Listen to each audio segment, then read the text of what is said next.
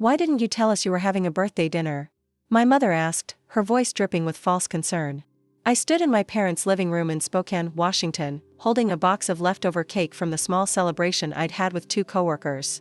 My sister Brooke sat on the couch, scrolling through her phone, not even bothering to look up. I did tell you, I said, keeping my voice steady. 3 weeks ago and again last week. I texted you the day before. My mother waved her hand dismissively. Oh honey, you know how busy we've been with Brooke's promotion party planning. Speaking of which, we need to finalize the catering menu. Brooke, did you decide on the shrimp appetizers or the crab cakes? That was it. That was the entire acknowledgement of my 29th birthday. 5 years in a row now they'd forgotten. Not forgotten, actually. That would have been easier to swallow. They just didn't care enough to remember. My name is Kelsey and I'm 29 years old. I work as a medical billing specialist at a large healthcare network and I've been living alone in a modest apartment for the past 6 years. My sister Brooke is 26, works in marketing at a tech startup, and has always been the golden child. Everything she does deserves celebration. Everything I do barely registers as existing. I placed the cake box on the kitchen counter. Inside was a small chocolate cake with "Happy Birthday, Kelsey" written in purple icing. I'd bought it myself from the grocery store bakery because no one else was going to. Actually, I can't stay, I said. I just wanted to drop this off since I couldn't finish it. That's sweet, dear, my mother said, already turning back to Brooke. Now, about the guest list for your party. Should we invite the Hendersons? They have that lovely son who just moved back from Seattle. I left without another word. Nobody noticed. The drive back to my apartment took 20 minutes, and I spent every second of it replaying the interaction. 5 years.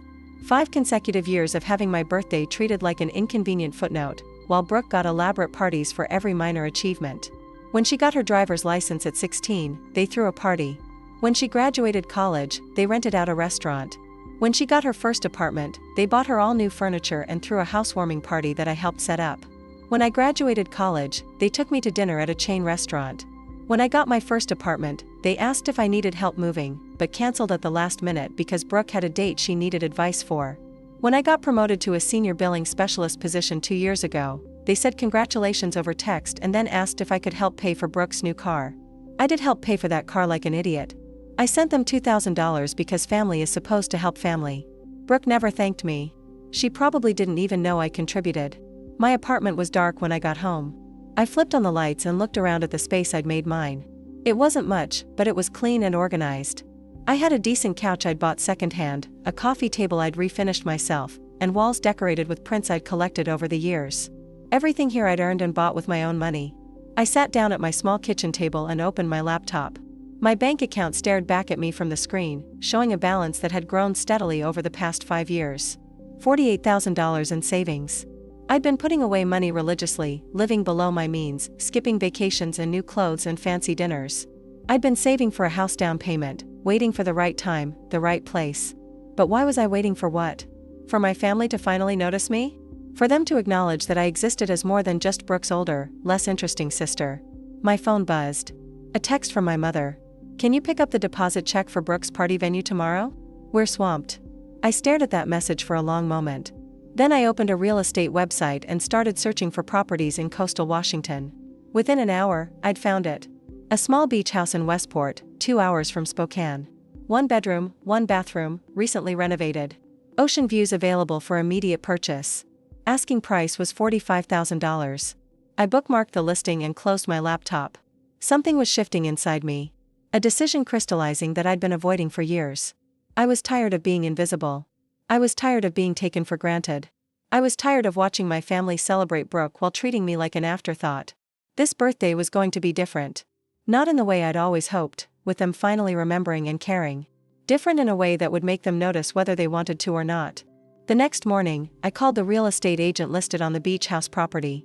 Her name was Patricia, and she sounded surprised when I told her I wanted to make an offer that same day. Most people like to view the property first, she said. Can we schedule a viewing for this weekend? I asked. If it's what I want, I'll make an offer immediately. You sound very certain. I am. Saturday morning, I drove to Westport alone. I'd told my mother I couldn't pick up the deposit check because I had plans, and she'd responded with a passive-aggressive text about how I never made time for family. The irony wasn't lost on me. The drive took me along the coast with glimpses of gray ocean between the trees. Westport was a small fishing town, quiet and weathered. The beach house sat on a small lot 3 blocks from the main beach access. It was cedar shingled with white trim, surrounded by beach grass that swayed in the constant wind. Patricia met me outside. She was in her 50s with short gray hair and a practical manner that I appreciated. "It's not fancy," she said as she unlocked the door. "But it's solid. Previous owners took good care of it." The interior was simple.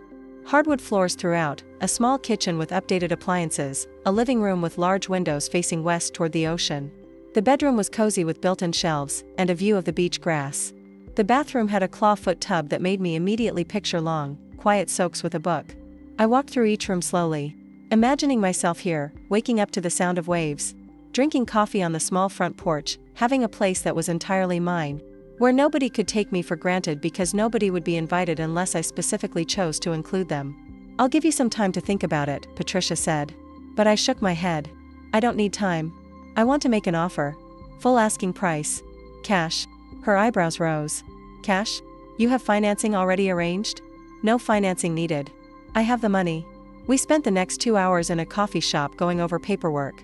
Patricia kept giving me looks that I couldn't quite read. Somewhere between respect and concern. "Can I ask you something personal?" she finally said as we waited for her office to prepare the initial documents. "Sure.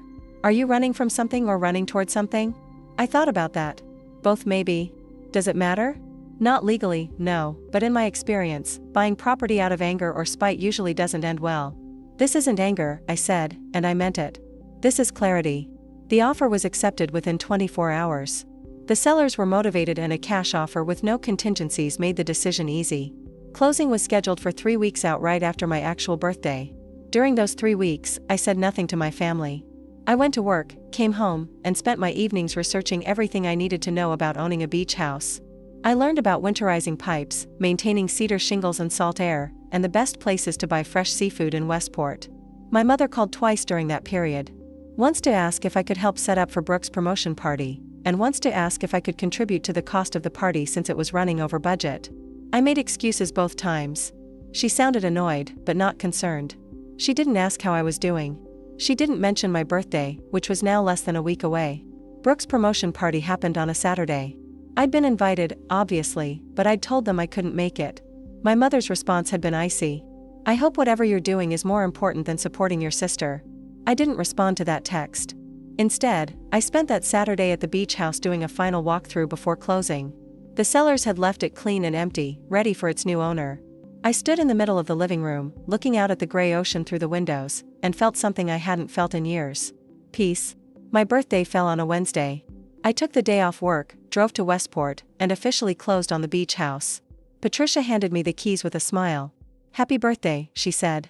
"I saw the date on your paperwork." "Thank you." I held the keys in my palm, feeling their weight. "I hope this place brings you everything you're looking for." I spent the rest of that day at the beach house, sitting on the front porch with a bottle of wine and a plastic cup. I'd brought a few things with me. A beach chair, a blanket, some basic groceries. As the sun started to set, I took out my phone and snapped a photo. Me sitting in the chair with the beach house visible behind me, raising the cup of wine toward the camera. The ocean was a gray-blue smudge in the background. I posted it to social media with a single caption, "Birthday present to myself, family not invited." Then I turned off my phone and watched the sunset alone. I didn't turn my phone back on until the next morning. When I did, it practically exploded with notifications. 73 missed calls, over 100 text messages. My social media post had been shared by mutual friends, commented on by old acquaintances, and apparently had made its way to every member of my extended family. The first text from my mother had arrived 10 minutes after I posted the photo. "What is this about?" Then 2 minutes later, "Kelsey, call me immediately." Followed by, "Is this a joke? Where did you get the money for a house?" My father had texted, "Your mother is very upset. We need to talk about this." Brooke's messages were more direct. "Are you seriously trying to make drama on my month? I can't believe how selfish you are." There were messages from aunts, uncles, cousins I hadn't spoken to in years. Everyone suddenly very interested in what I was doing and where I'd gotten the money and why I hadn't told anyone. The attention I'd never received for anything positive in my life was now being lavished on me for making one quiet, defiant statement. I made coffee in the beach house kitchen and sat at the small table reading through the messages. My hands were shaking slightly, not from fear, but from the sheer intensity of vindication I felt. They noticed. Finally, they noticed. My mother called at 8 o'clock in the morning. I let it ring. She called again and again. On the fourth call, I answered. "Where have you been?" she demanded before I could say hello. "I've been calling you all night." "I was sleeping," I said calmly. "It's my birthday, I took the day off." "Your birthday was yesterday. And that's not the point. What is this about a beach house? Did you actually buy a house without telling us?" "Yes." Silence on the other end. "Then how? Where did you get that kind of money?" "I saved it over 5 years." 5 years? You've been hiding money from us for 5 years? I almost laughed at that. Hiding it? It's my money, Mom. I didn't realize I needed to report my savings to you. Don't get smart with me. We're your family. You should have told us. We could have helped you find something better, closer to home. I like where it is, and I didn't want help. This is ridiculous. Her voice was rising now, that familiar tone that used to make me want to shrink and apologize. You bought a house out of spite to make some kind of statement. I bought a house because I wanted one, I said. The statement was just a bonus. That caption, family not invited. Do you know how that makes us look? How does it make you look? Like we're terrible parents. Like we don't care about you. I paused, letting that hang in the air. And whose fault is that? Excuse me? You forgot my birthday, Mom. Again. For the 5th year in a row, I told you about my birthday plans. I texted you. I reminded you. And you blew me off because you were too busy planning another party for Brooke. We did not forget. We've been busy. And your birthday fell in the middle of all this party planning. We were going to take you to dinner this weekend. Were you? Or is that something you just decided right now? She sputtered. That is incredibly unfair. We love you just as much as we love Brooke. Then why don't you show it the same way? We do. You're being oversensitive. Just because we don't throw you elaborate parties doesn't mean we don't care. When was the last time you threw me any party? When was the last time you acknowledged one of my achievements without immediately pivoting to something about Brooke? When was the last time you called me just to see how I was doing? I call you all the time. You call me when you need something. To help with Brooke, to contribute money, to run errands. When was the last time you called just because you wanted to talk to me? Another silence. Longer this time. I'm not going to apologize for caring about both my daughters, she finally said, her voice cold. I'm not asking you to apologize for caring about Brooke. I'm asking you to acknowledge that you haven't been caring about me the same way. But you know what? It doesn't matter anymore. What do you mean it doesn't matter? I mean, I'm done waiting for you to notice me. I'm done hoping that maybe this time you'll remember my birthday or celebrate my accomplishments or just treat me like I matter. I bought that house for me. I'm building a life that doesn't revolve around waiting for scraps of attention from people who clearly don't want to give them. You are being absolutely ridiculous over one forgotten birthday. 5 birthdays, Mom. 5 years. And it's not just birthdays. It's everything. Oh, so now we're terrible parents because we focused more attention on Brooke. She needed more support. She was always more social, more ambitious. You were always so independent, so self-sufficient. We thought you preferred it that way. That excuse hit me like a slap. Self-sufficient. Independent. All the words parents use to justify neglecting the child who doesn't demand as much attention. I was self-sufficient because I had to be, I said quietly. Because asking you for attention meant competing with Brooke, and I always lost that competition. That is not fair. Maybe not, but it's true. My mother's voice shifted then, becoming sweeter, almost pleading. Kelsey, honey, I think you're overreacting. Why don't you come home and we can talk about this like adults? We can all sit down together and work through whatever issues you think exist. I don't think they exist. I know they do. And no, I'm not coming home. I am home. This is my home now. You can't possibly mean to live in that beach house. You have a job here, a life here. I have a job I can do remotely if I want to. And my life is wherever I decide it is. What about Brooke's party next month? You promised you'd help. I had to stop myself from screaming. Even now, even in the middle of this conversation, she was bringing it back to Brooke. I didn't promise anything, I said. And I won't be at Brooke's party. I won't be at any more of Brooke's parties. You're her sister and she's mine. Has she noticed I exist recently? Before my mother could respond, I heard another voice in the background. Brooke demanding to know what was going on. My mother must have put me on speaker because suddenly Brooke's voice came through clearly. Is she seriously not coming to my party because of some attention-seeking tantrum? Brooke said. God, Kelsey, could you be more pathetic? Something inside me went very still and very calm. Hi, Brooke. I said, happy belated birthday to you, too. What? My birthday yesterday. The one nobody remembered again. Oh, please. We remembered. We were just busy. You're such a drama queen. You know what's funny? I can tell you every single birthday gift you've gotten from our parents for the past 5 years.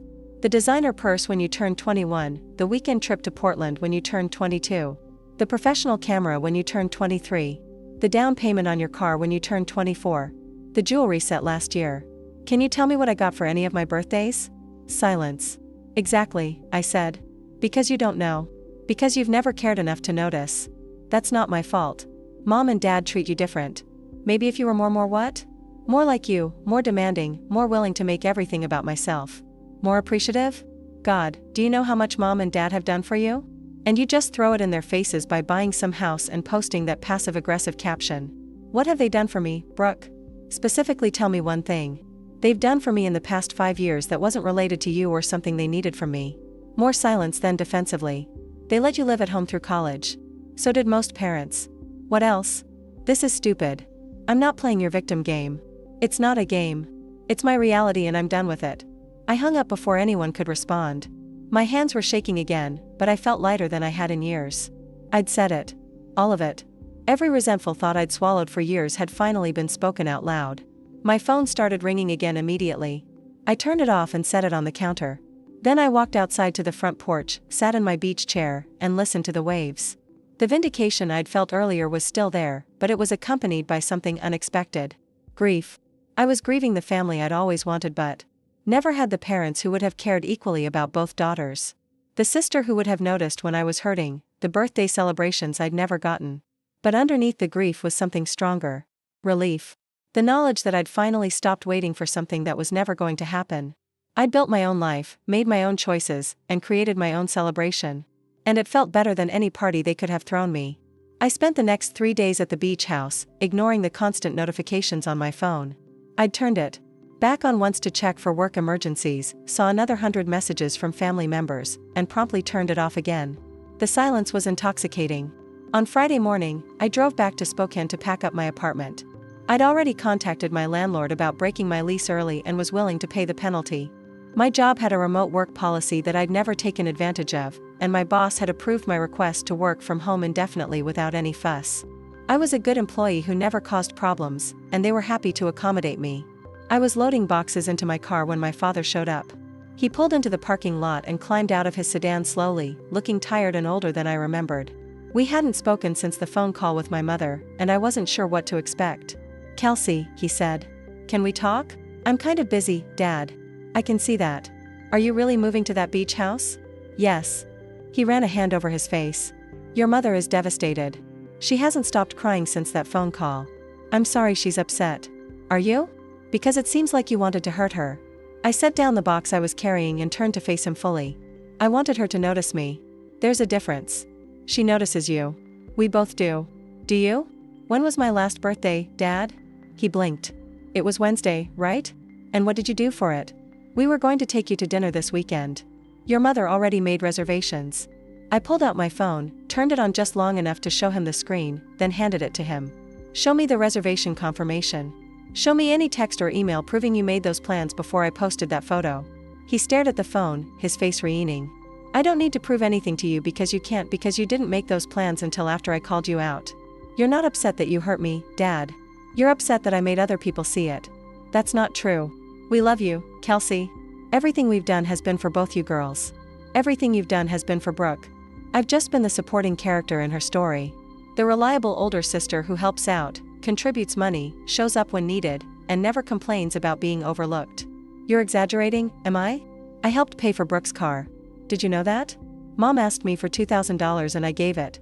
Did Brooke ever thank me? Did you?" His expression shifted, something like shame flickering across his face. "I didn't know you contributed to that." "Of course you didn't because you didn't ask where the money came from. You just accepted it and moved on. Just like you've accepted everything I've done for this family without ever acknowledging it. We appreciate what you do." "No, you expect it. There's a difference. Appreciation requires acknowledgement. Expectation is just taking someone for granted." My father looked at the boxes in my car, then back at me. "What do you want from us, Kelsey? An apology? Fine. I'm sorry we forgot your birthday. I'm sorry we haven't been as attentive as you wanted. But you're an adult now. At some point, you need to stop keeping score and just accept that families aren't perfect." "I'm not keeping score. I'm setting boundaries. And my boundary is that I'm done being invisible in this family." "You're not invisible. You're being dramatic. Then name one thing I've told you about my life in the past 6 months. One interest, one goal, one problem I've mentioned." He opened his mouth, then closed it. I waited, but nothing came. I got a promotion 8 months ago, I said quietly. It came with a 15% raise and a new title. I told you and Mom at dinner. You said congratulations and then immediately started talking about Brooke's new apartment. I don't think you even heard what position I was promoted to. Senior billing specialist, he said quickly, and I could see him grasping for the memory, but his eyes told me he just guessed based on what he knew about my job. Nice try. Senior revenue analyst, different department, different responsibilities.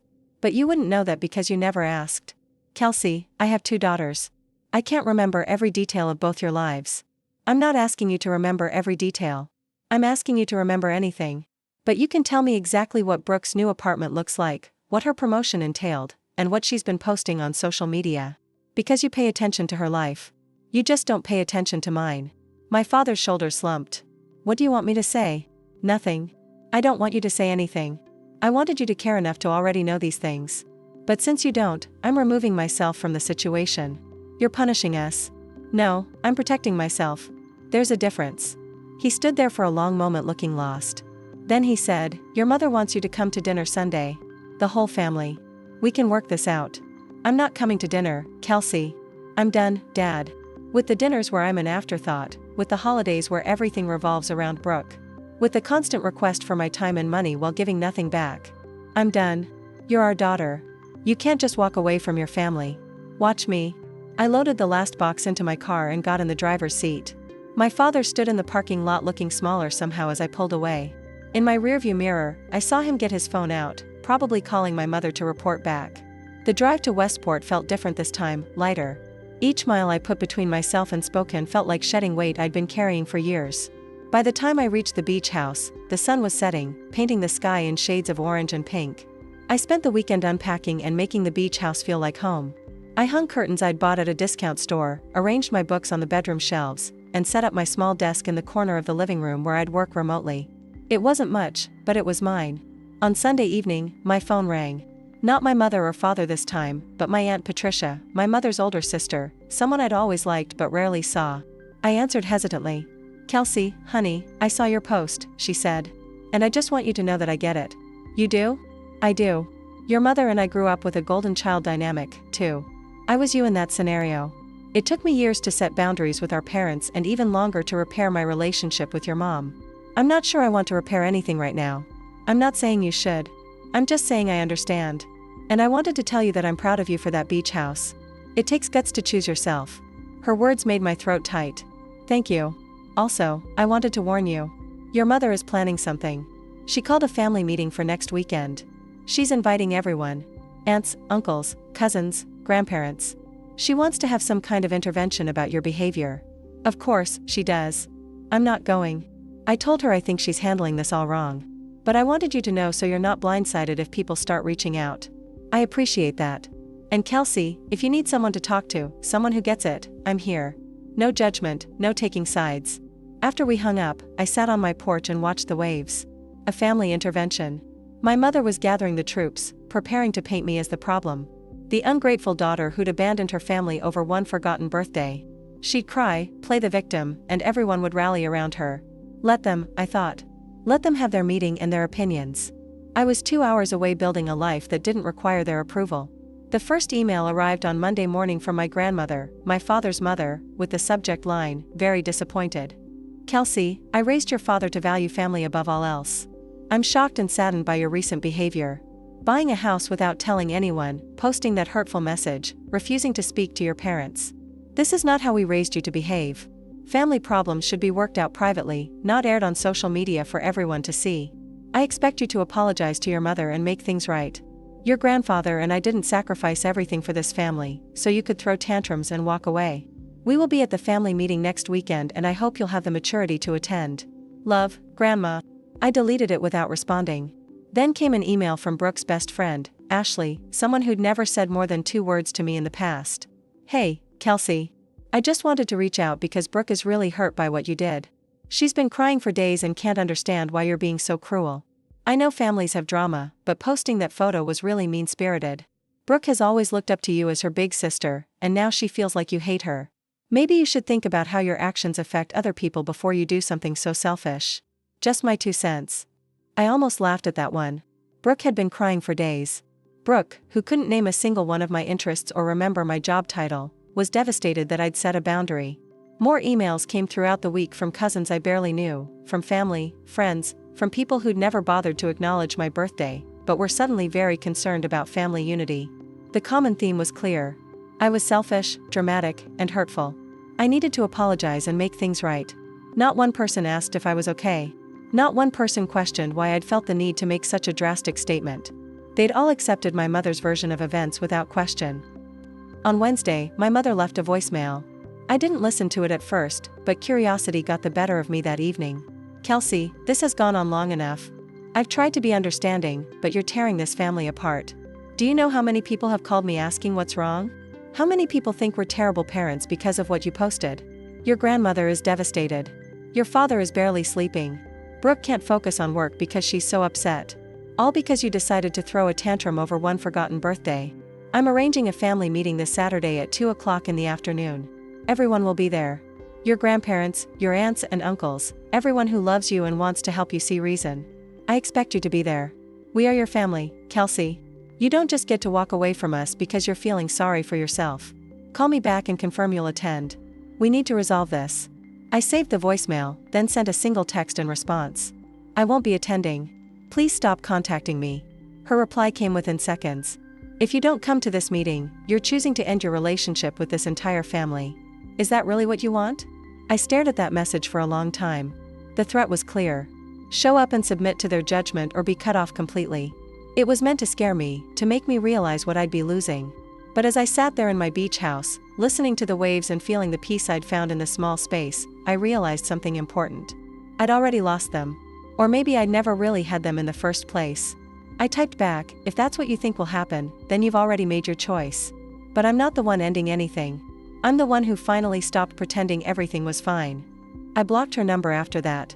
Then I blocked my father, Brooke, and anyone else who'd been sending me messages trying to guilt me into apologizing. The silence that followed was deafening at first, but then it became peaceful. On Thursday, something unexpected happened. I received a message on social media from someone named Jenna. Her profile showed a woman around my age smiling in front of a mountain backdrop. Hi, Kelsey. I hope this message doesn't seem weird, but I saw your post about the beach house in your caption. I just wanted to say that I completely understand what you're going through. I went through something similar with my own family 3 years ago. They forgot my 30th birthday while throwing an elaborate party for my younger brother. And when I called them out on it, they made me feel like I was the problem for being too sensitive. It took me a long time to realize that I wasn't overreacting. I was just finally acknowledging a pattern that had been there my whole life. Setting boundaries with family is one of the hardest things to do, but also one of the most important. I don't know if you need to hear this, but you're not crazy. You're not selfish, and you're not wrong for choosing yourself. That beach house looks beautiful, by the way. I hope it brings you peace. I read that message 3 times, feeling tears prick my eyes. A complete stranger understood what my own family refused to acknowledge. I sent her a reply thanking her and we ended up messaging back and forth for over an hour. She told me about her journey of setting boundaries, the family members who'd eventually come around and the ones who never did. She told me it was okay to grieve the family I'd wanted while still protecting myself from the family I had. That conversation did more for me than any family meeting could have. Friday evening, my phone rang from an unknown number. Against my better judgment, I answered, Kelsey, it's Daniel. Daniel, my mother's younger brother. I hadn't heard from him in over a year. Hi, Uncle Daniel. Look, I'm calling because your mom asked me to try talking some sense into you. She's really upset about this whole situation. I'm sure she is, but I'm not calling to do that. I'm calling to tell you I'm not going to that family meeting. I sat up straighter. You're not? No, because I've been watching this play out. And honestly, I think your mom is out of line. Really? Really? Look, I love my sister, but she's always had this way of rewriting history to make herself the victim. And I've seen how she treats you versus how she treats Brooke. I've seen it for years and never said anything. And I'm sorry for that. Why didn't you say anything? Because it was easier not to. Because calling out family dynamics is messy and uncomfortable.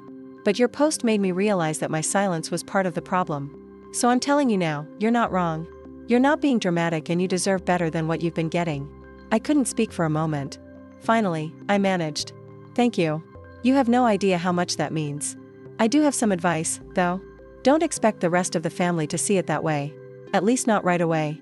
Your mom has already shaped the narrative, and most people are going to believe her version. They're going to think you're the problem. I know, but eventually some of them will figure it out. It might take months or even years, but people who really care will come around. Until then, you just keep doing what you're doing. Take care of yourself first. After we hung up, I walked down to the beach. It was almost dark, the sky turning deep purple. The sand was cool under my bare feet, and the waves crashed rhythmically against the shore. I thought about everything that had happened in the past week and a half. The hurt, the anger, the confrontations, the unexpected support from strangers and distant family members. Saturday afternoon came and I imagined my family gathering at my parents' house 2 hours away. I pictured them sitting in the living room, probably with coffee and pastries my mother had fussed over arranging. My grandmother would be in her usual chair, my grandfather beside her, aunts and uncles on the couch, cousins scattered around, all of them waiting for me to show up so they could stage their intervention. I was at the farmer's market in Westport instead, buying fresh vegetables and locally caught salmon. The vendor, an older man named Carl, had been friendly every time I'd stopped by. Today, he asked if I was settling into the area. Okay. I am, I told him. Better than I expected, actually. Good to hear. We like having new folks who appreciate the quiet. It struck me then how simple that exchange was. No demands, no expectations, no hidden agendas, just a friendly conversation between two people. When was the last time I'd had that with my own family? My phone buzzed as I was walking back to my car. Another unknown number. I almost didn't answer, but something made me pick up.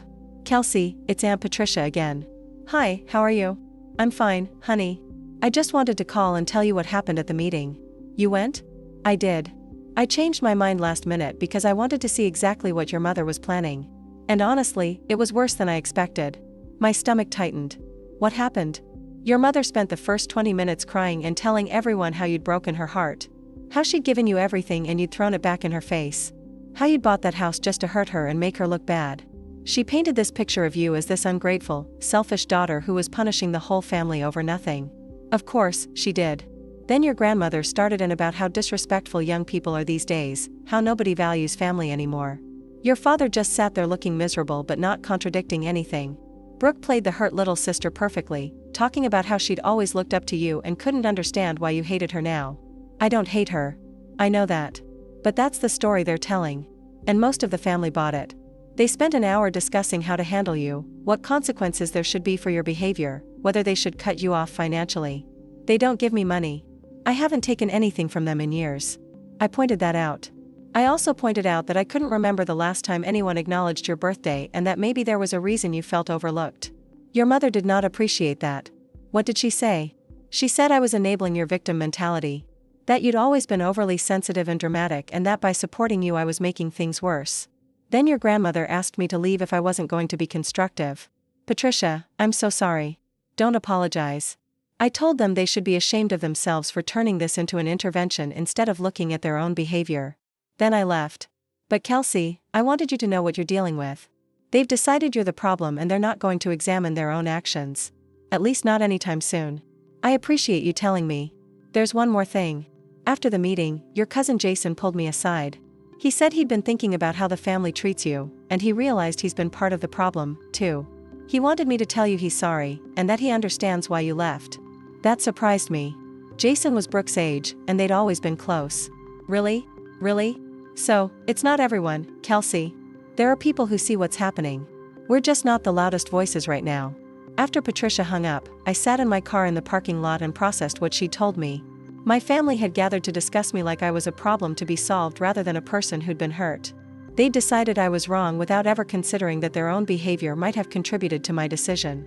And instead of reaching out to ask what had led to this breaking point, they demonized me for setting a boundary. I drove back to the beach house and spent the rest of the afternoon organizing my home office. As I worked, I thought about the family meeting and what it represented. They'd given me an ultimatum. Submit to their judgment or lose them forever. But the truth was, I'd been losing them my whole life. This just made it official. Sunday morning, I woke up to an email from my father. The subject line was, "Final attempt." Kelsey, your absence from yesterday's family meeting spoke volumes. Your mother is heartbroken. Your sister is devastated and your grandparents are extremely disappointed. We gave you every opportunity to make this right, and you chose not to take it. Effective immediately. We will be removing you from the family trust, the family cell phone plan, and any shared accounts. Your mother has asked me to tell you that you are no longer welcome at family gatherings until you apologize and make amends. This is not what any of us wanted, but you've left us no choice. We love you, but we cannot continue to enable your selfish behavior. If you change your mind and decide to act like a mature adult, you know how to reach us. Until then, we need space from you, Dad. I read it twice, waiting for the pain to hit, the grief, the panic, the desperate need to fix things. But it didn't come. Instead, I felt something closer to relief. I wasn't on the family trust because they'd never put me on it in the first place. That was only for Brooke. I'd been paying for my own phone for 3 years, and the only shared account I had with them was an old streaming service login that I never used. They were cutting me off from things I'd never had or no longer needed. I typed out a response. I accept your decision. I hope you all find peace with your choices as I found peace with mine. Take care. Then I closed my laptop and went for a walk on the beach. The morning was gray and foggy, the kind of weather that would have depressed me in my old life. But now it felt appropriate, cleansing somehow. The fog obscured everything more than 20 feet away, creating a sense of isolation that should have been lonely, but instead felt safe. When I got back to the house, I had a new email from Brooke this time. Kelsey, I need you to know how much you've hurt me. I thought we were close. I thought you were someone I could count on. But you've shown your true colors by abandoning the family over something so stupid. Mom is devastated. Dad looks 10 years older. Grandma says she might not have much time left, and you're making her final years miserable. All because you wanted attention. Well, congratulations. You got it. I hope you're happy in your little beach house, living alone with no one who loves you, because that's what you chose. You chose a house over your family. And when you realize how big of a mistake that was, don't come crawling back expecting us to welcome you with open arms. Some things can't be undone. I'm done with you. I stared at that email for a long time. The manipulation was so obvious, it was almost funny. The guilt tripping, the emotional blackmail, the assumption that I was the one who'd ruined everything. Not one word acknowledging their role in any of this. Not one moment of self-reflection or empathy. I didn't respond. I saved the email in a folder I created called Evidence along with all the other messages from the past 2 weeks. Then I made myself breakfast and sat on my porch watching the fog slowly lift. My phone rang around noon. Another unknown number. This time I let it go to voicemail. When I checked it later, it was my grandmother. Kelsey, this is your grandmother. I don't understand what's gotten into you, but this behavior is unacceptable. We raised you better than this. Your mother is beside herself with grief, and your grandfather's blood pressure has been through the roof worrying about this situation. We are too old to deal with this kind of drama. You need to put aside your pride and apologize to your mother immediately. Family is the most important thing in life and you're throwing it away over nothing. Call me back so we can discuss this like reasonable people. I deleted the voicemail without responding. Then I blocked that number, too. By Monday morning, I'd blocked 17 phone numbers and countless social media accounts. The messages kept coming from new angles. Distant relatives I'd never met, family friends, even some of Brooke's friends who thought they were helping. All of them saying the same things in different words. I was wrong. I was selfish. I needed to apologize. But there was also another set of messages. Smaller, quieter, but more meaningful. Jason sent me a direct message apologizing for never speaking up when he'd seen the favoritism. Aunt Patricia sent me photos of beach houses she thought I'd appreciate along with encouraging notes. Jenna, the stranger who'd first reached out, checked in to see how I was holding up. And there was one more. An email from someone named Chloe with the subject line, "Thank you. Hi, Kelsey. You don't know me, but I saw your beach house post get shared by a mutual friend. I just wanted to thank you for having the courage to do what I've been too scared to do for years. My family has a similar dynamic with me and my younger brother, and seeing your post made me realize I don't have to keep accepting treatment that hurts me just because they're family. I'm starting to save money for my own beach house, metaphorically speaking. And your courage helped me take that first step. So, thank you." I read Chloe's email 3 times, feeling something shift inside me. My choice to set boundaries hadn't just affected me. It had given someone else permission to do the same. Maybe that was worth more than my family's approval had ever been. 3 months passed and I settled into a rhythm that felt more authentic than anything I'd experienced in years. I worked from my beach house office, taking breaks to walk along the shore or grab coffee at the local cafe. The people in Westport were friendly but respectful of boundaries. They didn't pry into why a 29-year-old woman had moved to their small town alone, and I appreciated that more than they could know. My social media had become a different kind of space. Instead of posting to maintain appearances or stay connected with people who didn't really care, I shared genuine moments from my new life. Photos of sunsets over the ocean, my growing collection of seal ass, the cozy reading nook I'd created in the corner of my living room. Each post was simple, unfiltered, and entirely for myself. The comments were interesting. Old acquaintances I'd barely known started engaging more than my family ever had. People said things like, "This looks so peaceful," and "You seem really happy," and "I'm inspired by your courage to start over." But there was also a noticeable absence. No comments from Brooke, my parents, or most of my extended family. They'd made their choice, and I'd made mine. In early December, I posted a photo of my Christmas tree. It was small and slightly crooked, decorated with ornaments I'd bought at an estate sale and strung with lights that cast a warm glow across my living room. The caption read, "First Christmas in my own home. First time I'm excited about the holidays in years." Within an hour, I received a message from my mother. She hadn't been blocked on social media. I decided that cutting off all contact would give her ammunition to claim I'd shut everyone out. Instead, I'd simply stopped responding to her messages, letting her see my life continue without her. "Kelsey, I see you're not coming home for Christmas. I want you to know that we'll have a place set for you at dinner if you change your mind. Brooke is bringing her new boyfriend, and it would mean a lot to the family if you were there. It's been 3 months. Don't you think it's time to move past this?" I stared at that message, analyzing every word, not an apology, not an acknowledgement of what had happened, just an expectation that enough time had passed and I should be ready to pretend everything was fine. And the detail about Brooke's new boyfriend, of course, that was included. Another milestone in Brooke's life that I was expected to show up and celebrate. I didn't respond. Instead, I posted another photo the next day. Me at the local holiday market holding a cup of mulled cider and smiling genuinely. The caption, "Building New Traditions." That night, Brooke called. I almost didn't answer, but curiosity got the better of me. "What do you want?" I asked when I picked up. "Wow, hello to you, too," she said, her voice dripping with false sweetness. "I'm calling because Mom asked me to try talking to you. She's really hurt that you're refusing to come home for Christmas." "I'm not refusing to come home. I am home. You know what I mean? To our parents' house for the family gathering. I wasn't actually invited. Mom just said there would be a place set. That's not an invitation. That's a passive-aggressive way of making me look bad when I don't show up. God, you always have to make everything so complicated. Can't you just come to Christmas dinner and be normal for once?" Define normal. You know, act like part of the family. Stop being so dramatic about everything. Brooke, in the 3 months since I left, have you once asked me how I'm doing? Have you once acknowledged that maybe the way I was treated contributed to my decision? Oh, here we go again with the victim thing. You're not the only person in this family who exists, Kelsey. You're right. I'm not. But I'm the only person who's been consistently treated like I don't matter. That is such you matter. You've always mattered. You're just mad that Mom and Dad don't worship the ground you walk on like you think they should. I never wanted worship. I wanted basic acknowledgement. But you wouldn't understand that because you've never gone without it. Whatever. I'm not going to beg you to come to Christmas. But I want you to know that you're ruining it for everyone. Mom cries every time someone asks if you're coming.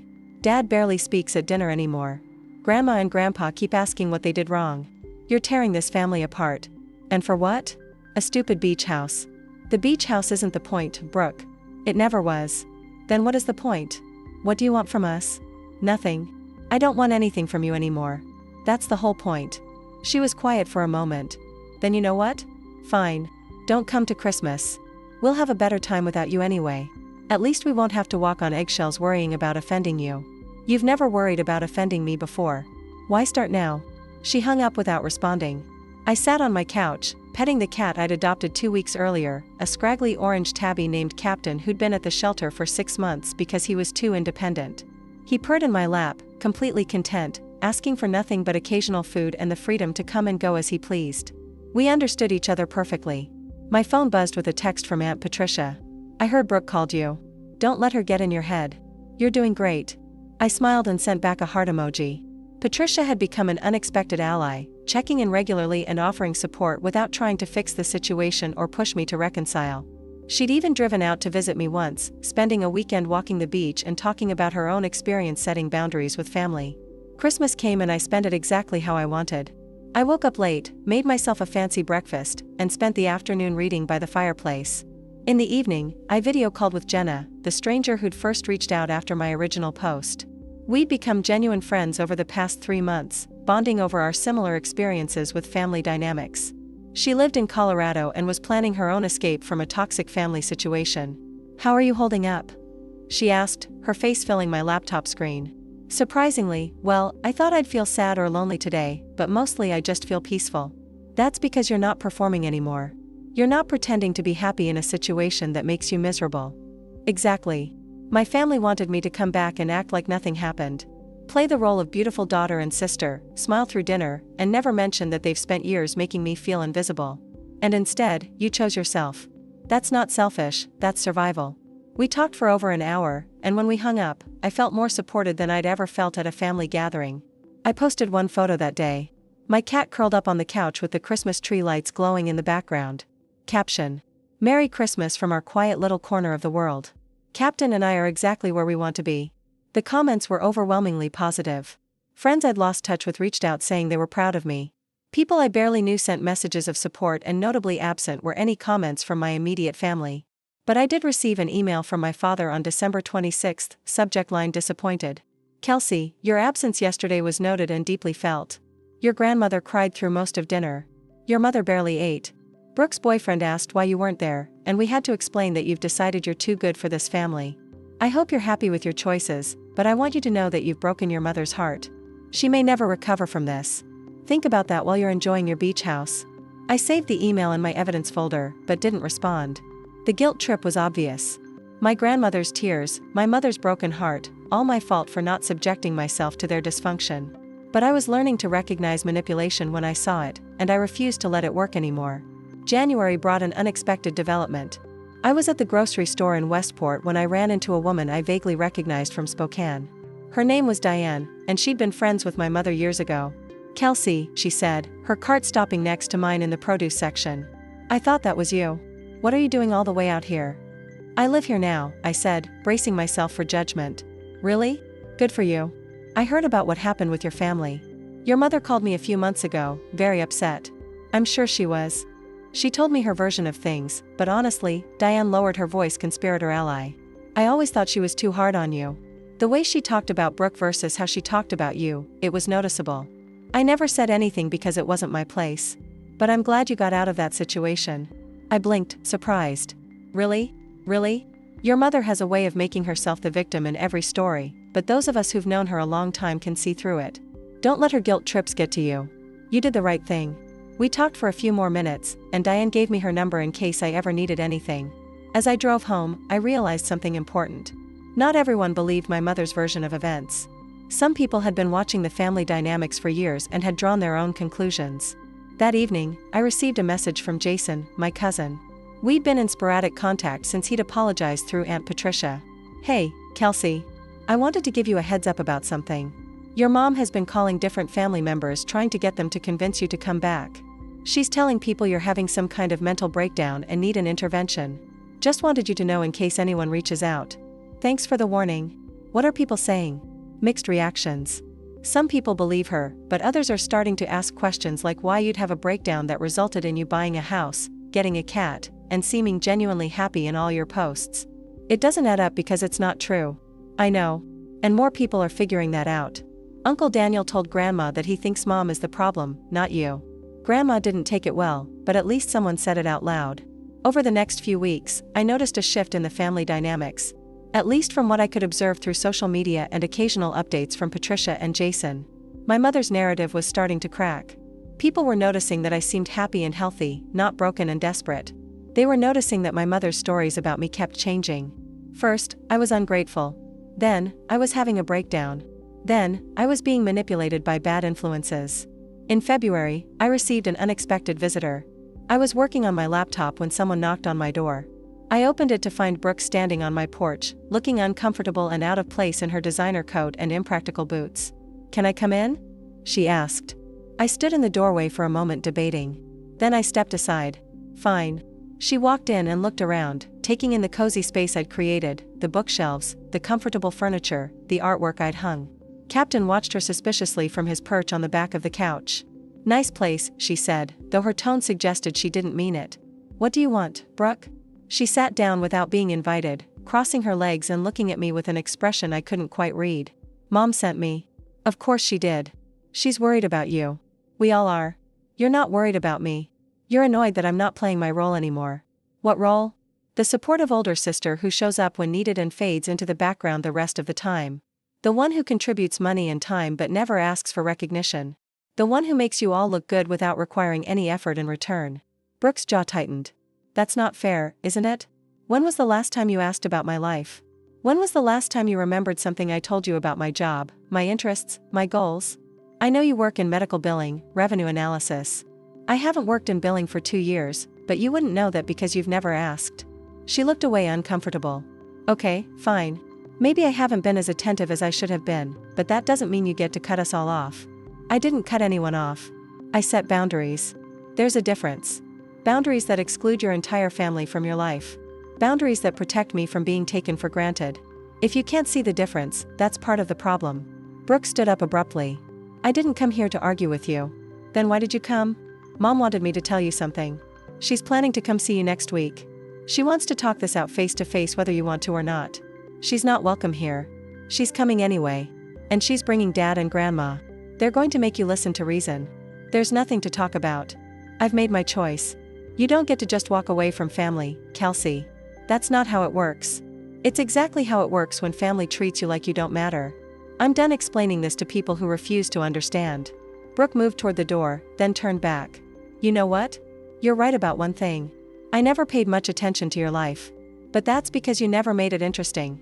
You were always just there. Quiet, boring, doing your little job and living your little life. Mom and Dad focused on me because I gave them something to be proud of. Maybe if you'd done something worth noticing, they would have noticed you. The words hung in the air between us, cruel and honest in a way Brooke had never been before. I could see she regretted them immediately, but it was too late to take them back. Get out, I said quietly. Kelsey, get out of my house and tell Mom not to bother coming next week. If she shows up, I'll call the police for trespassing. Brooke left without another word. I locked the door behind her and stood there shaking, not with hurt, but with anger. After all these months, after everything that had happened, she still didn't get it. She'd revealed exactly what they all thought, that I was boring, unworthy of attention, nothing special, and they decided that justified their treatment of me. I pulled out my phone and sent a group text to my mother, father, and Brooke. If anyone from this family shows up at my house uninvited, I will call the police. I am not interested in conversations, interventions, or reconciliation. Leave me alone. My mother's response came within minutes. You can't stop us from visiting our daughter. We have a right to check on you. I forwarded that text to Aunt Patricia with a message. Do I need a lawyer? Her response, possibly. Let me make some calls. The attempted visit never happened. Aunt Patricia contacted a lawyer friend who sent my parents a formal cease and desist letter, warning them that showing up at my property uninvited would constitute harassment. My mother was furious, leaving me multiple voicemails about how I'd gotten lawyers involved and was treating my own family like criminals. I saved every voicemail, every text, every email. My evidence folder had grown considerably, documenting 3 months of manipulation, guilt trips, and threats. I didn't know if I'd ever need it, but having it gave me peace of mind. In March, something shifted. I posted a photo of myself at a local art show, smiling next to a painting I'd bought from a local artist. The caption was simple. Supporting local artists and feeling grateful for this community that's welcomed me. The comments were mostly positive, but one stood out. From my grandmother, you look happy, dear. I'm glad you found peace, even if it's away from us. I'm sorry we made you feel like you had to leave to find it. I stared at that comment for 10 minutes, reading it over and over. It wasn't a full apology, and it didn't erase years of favoritism and neglect, but it was an acknowledgement. A crack in the united front my family had presented. I sent her a private message. Thank you, Grandma. That means more than you know. She responded, your mother won't like that I wrote that, but I'm too old to keep pretending I don't see what's been happening. You deserved better from all of us. Over the next few weeks, more cracks appeared. Uncle Daniel posted a supportive comment on one of my photos. Jason started openly defending me when family members made snide comments. Even some of Brooke's friends reached out privately, admitting they'd been following my journey and were inspired by my courage to set boundaries. My mother, seeing her narrative crumble, made one final desperate attempt. She posted a long Facebook status about the pain of having an estranged child, painting herself as a heartbroken mother who'd done everything right but still lost her daughter. She talked about unconditional love, about family bonds that couldn't be broken, about how she'd always be there when I finally came to my senses. The responses were mixed. Some people offered sympathy and support, but others, people who'd been watching this play out for months, called her out. Maybe ask yourself why your daughter felt the need to leave. One person wrote, I've seen Kelsey's posts, and she seems genuinely happy. That doesn't happen when someone is running from a good situation. Another added, my mother deleted the post within 24 hours.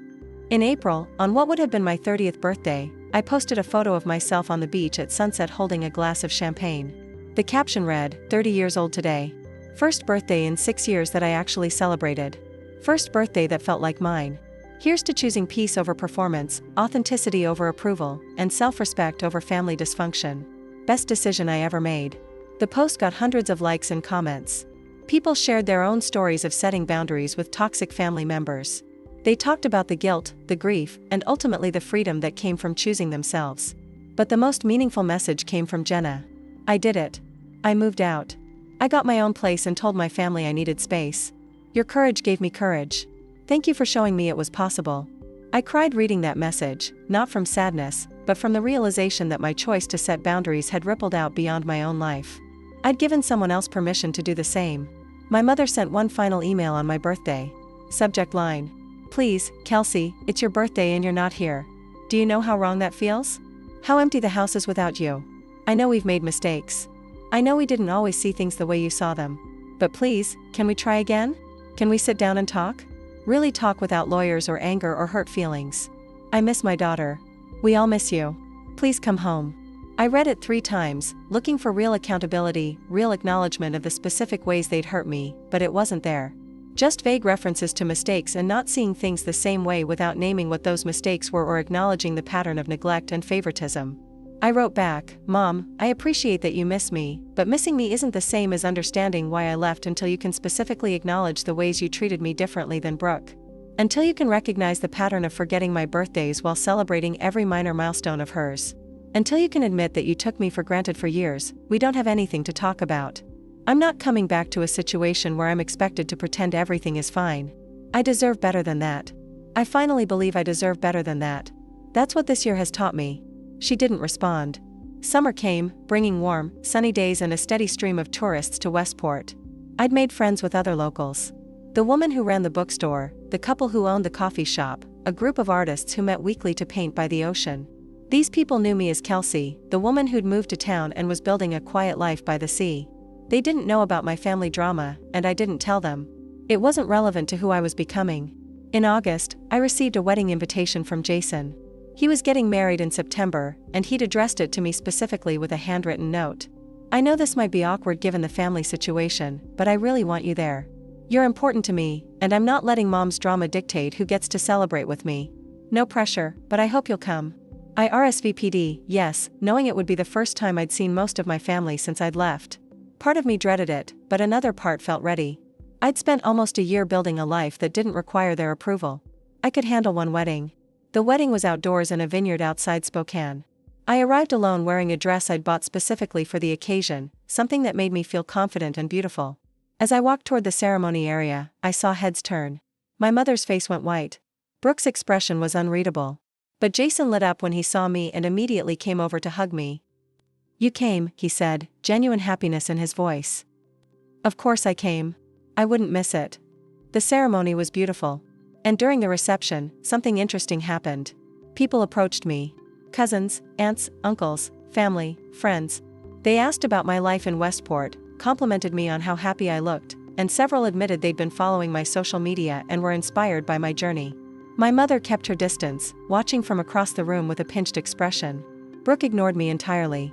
My father looked like he wanted to approach, but couldn't figure out how. It was my grandmother who finally broke the ice. She came over during dinner, moving slowly with her cane, and sat down next to me. You look well, Kelsey, she said. Thank you, Grandma. So do you. I meant what I wrote in that comment. I'm sorry we failed you. I'm sorry I went along with your mother's version of events instead of listening to yours. I appreciate that. Your grandfather wants to apologize, too, but he's stubborn and doesn't know how. He's been talking about you a lot lately, asking questions about your life, wondering if you're truly happy or just pretending to be. I'm truly happy. I can see that it's in your eyes. You used to look diminished somehow, like you were always trying to take up less space. Now you look like you fit in your own skin. We talked for a while longer, and when she left, I felt something loosen in my chest. Not forgiveness exactly, but maybe the beginning of it. At least with her. The evening wound down, and as I was getting ready to leave, my father approached. Kelsey, he said awkwardly. Can we talk? We walked outside to the vineyard's garden, away from the noise of the reception. You look good, he said finally. Thanks. Your mother, she's not ready to admit she was wrong. Maybe she never will be, but I've been thinking a lot about what you said, about how we treated you versus how we treated Brooke. And I think you were right. I waited, not making it easy for him. I can't give you back those years, he continued. I can't undo the birthdays we missed or the achievements we overlooked. But I want you to know that I see it now. I see what we did. And I'm sorry. Do you? I asked. Or are you just sorry that I left? He flinched. Both, maybe.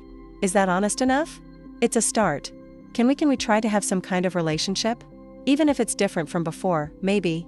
But it has to be on my terms. No guilt trips about missing family events. No pressure to reconcile with mom if she's not willing to do the work. No expecting me to go back to being invisible. I understand. And Dad, if you ever forget my birthday again, we're done permanently. He nodded, his eyes wet. I'll put it in my calendar with reminders, multiple reminders. We hugged briefly and awkwardly. And then I left the wedding. As I drove back to Westport, windows down and music playing, I felt something I hadn't expected. Hope. Not hope that my whole family would suddenly change, but hope that maybe I could have selective relationships with the ones who were willing to put in the effort. 6 months later, I was sitting on my porch watching the winter waves when my phone rang. It was my father calling to wish me happy birthday a day early. Just in case, he said he forgot on the actual day, though he promised he wouldn't. We talked for 20 minutes about my life, my work, the book I was reading. He asked questions and actually listened to the answers. My mother never apologized. She maintained her version of events, telling people I'd overreacted and abandoned the family over nothing. But her voice got quieter over time as more people stopped believing her narrative. Brooke and I existed in a state of mutual distance. Not hostile, but not close. We exchanged occasional polite messages, but neither of us pushed for more. My grandmother called every few weeks and we developed a relationship that felt honest in a way it never had before. Jason and I stayed close and Aunt Patricia became one of my best friends. Uncle Daniel visited Westport twice, both times bringing his wife and kids for weekend beach trips. The family I'd been born into had fractured, but in the breaking, I'd found the people who actually cared about me as a person rather than as a role to fill. And I'd built a chosen family in Westport. Friends who knew my worth without me having to prove it. Who celebrated my successes without comparing them to anyone else's, who remembered my birthday without reminders. As for the beach house that had started everything, it remained my sanctuary, my proof that choosing myself hadn't been selfish. It had been survival. Every morning I woke up to the sound of waves.